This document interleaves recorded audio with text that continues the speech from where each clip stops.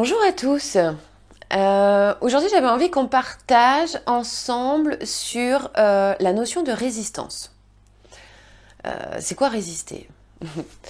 Et de comprendre au final que c'est dingue, hein, mais on passe notre temps à résister à ce qui est présent, à résister à tout. Enfin, quand on regarde vraiment et quand on regarde en toute humilité, on passe énormément de temps à résister. Parce que au final, dans notre cerveau, on s'est construit plus ou moins un schéma, on s'est construit une vision du monde en fonction de ce qu'on a appris, en fonction de nos conditionnements, en fonction de nos désirs, en fonction de nos besoins, en fonction de nos blessures, en fonction de tout ça. On s'est construit quelque part une certaine vision du monde. Et quand ce qui nous est présenté dans l'instant présent n'est pas en cohérence avec la vision qu'on a du monde, paf, ça crée une résistance. Quand ce qui nous est présenté n'est pas ce qu'on avait prévu, ce qu'on avait voulu, ce qu'on avait imaginé dans notre petit monde où tout est parfait et tout va bien, on résiste. Et en fait, cette résistance, elle crée de la tension, une tension en nous, qui au final nous apporte énormément de souffrance. Et donc, pour ramener ça un peu au cerveau, donc cette tension fait que quelque part notre cerveau se sent un peu en danger. Et c'est le cerveau reptilien qui va prendre le truc en disant oulala, qu'est-ce qui se passe? Il y a une tension, danger, paf, il va créer un stress. Et en fait, il va avoir 3 réponses à ce stress. La première, c'est qu'il va avoir peur et il va avoir envie de d'étaler. Il va avoir envie de fuir, d'éviter le problème, de dire ouh là, ça correspond pas à ce que je veux. Je ne veux pas être confrontée à ça, ça me fait peur. Donc, paf, je détale. Et ça, concrètement, comment ça va se manifester? Ça va être quelqu'un qui va s'occuper, qui va dire non, moi je veux pas voir, donc je vais faire plein d'autres choses. Voilà, tous ceux qui sont hyperactifs et qui ont du mal à s'asseoir et tout ça, c'est pour éviter d'entendre ce qu'il y a à l'intérieur, pour éviter de se confronter à la réalité. Donc on va s'occuper tout le temps. Voilà. Quelqu'un qui est dans la fuite, c'est quelqu'un qui va bouger, qui va avoir besoin d'être en mouvement constamment et qui va avoir besoin de s'occuper pour éviter d'être confronté à ce qui est et ce qu'il ne veut pas voir. Ensuite, il y a ça nous met en colère. Et là, c'est parce qu'on est en lutte.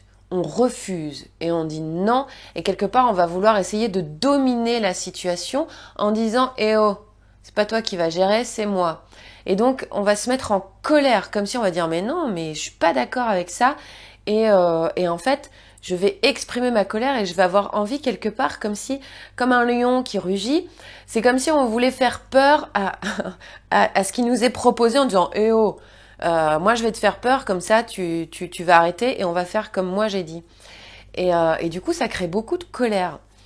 Et donc ça, c'est quelqu'un qui va être constamment en colère contre tout ce qui se passe, contre la vie, voilà, il va être tout le temps agacé, énervé, il va souffler, il va parler fort, va faire des grands gestes en disant ah ça m'énerve ça et puis vous avez rien compris et tout ça.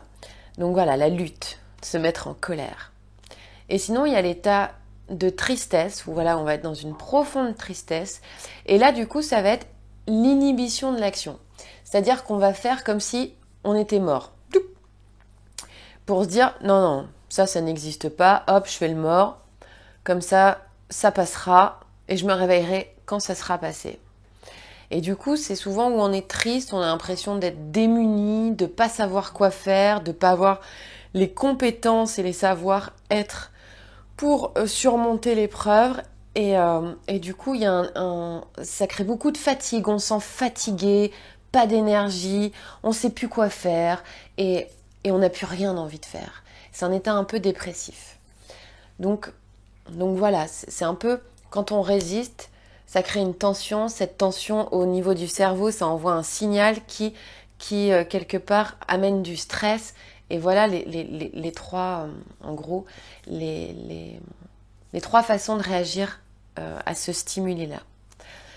Alors que au final, si on faisait appel à notre préfrontal, donc la partie du cerveau qui est la plus intelligente, qui est inconsciente, qui s'adapte, qui est malléable, qui fait appel à plein de choses, à tout ce qu'elle a perçu, ressenti et tout ça. Et si on était dans l'acceptation, ça permettrait de faire fonctionner notre préfrontal et du coup de pouvoir trouver comment réagir face à ça.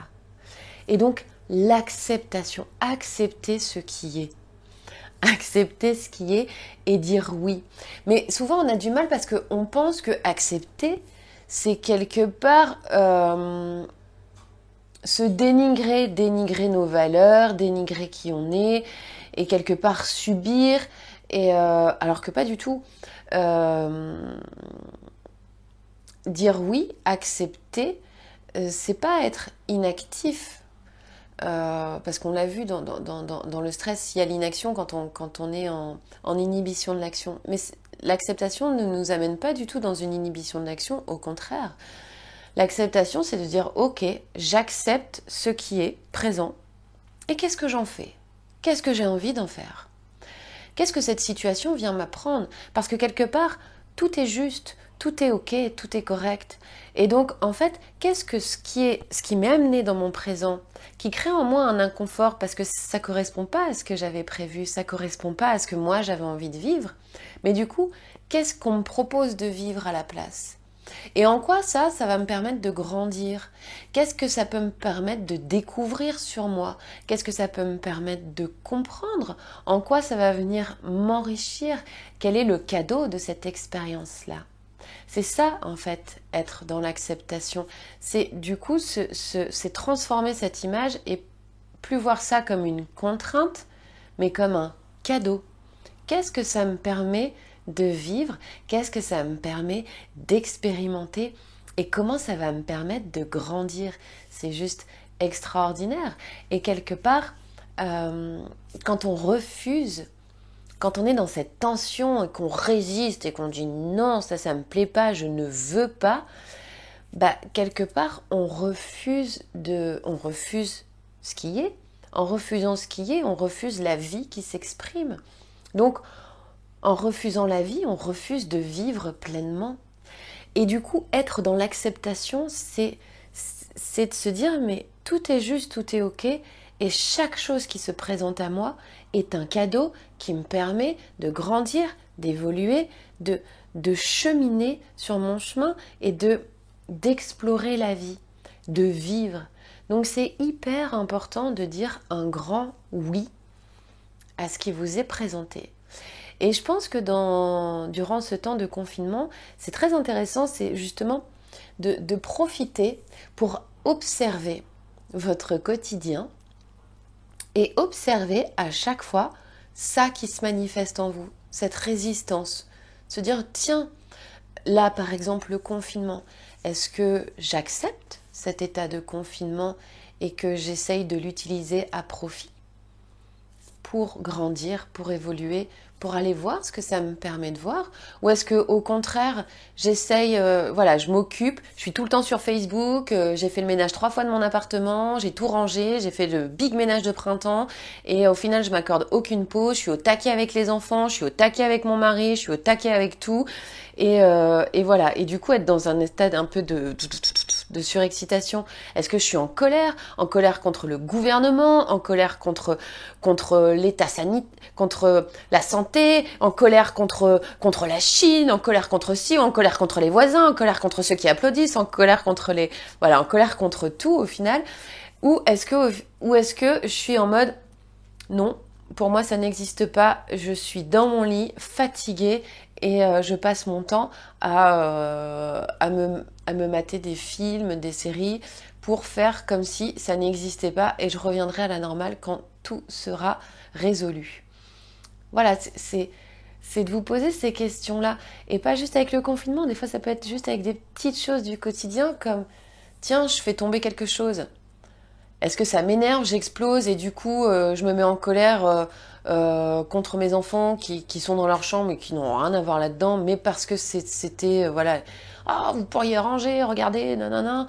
Ou est-ce que au final, j'accepte et me dire, bon, bah, j'ai fait tomber, je ramasse, et puis voilà. Et puis de me dire, tiens, bah, tiens, j'ai fait tomber ce livre-là. Bah, tiens, en fait, ce livre-là, il est intéressant. Pourquoi Tiens, bah, allez, je vais le lire. Après tout, s'il est tombé, il y a peut-être une raison. Voilà. Et c'est de se dire, juste d'observer un peu dans votre quotidien comment vous réagissez par rapport à ce qui vous est offert de vivre dans l'instant présent. Est-ce que je refuse ou est-ce que je dis oui? Voilà, j'avais envie de vous partager ça parce que ça me semble important de bien prendre conscience de ces mécanismes qui se manifestent constamment en nous, de résistance et de petit à petit, à chaque fois, de plus en plus, de mieux en mieux, aller vers un oui absolu, un oui de la vie. Voilà. Bah écoutez, si vous avez des questions, n'hésitez pas. Si vous avez aimé, si ça vous a parlé, n'hésitez pas à partager. Et je vous souhaite une très belle journée et je vous dis à tout bientôt pour une nouvelle vidéo. Au revoir.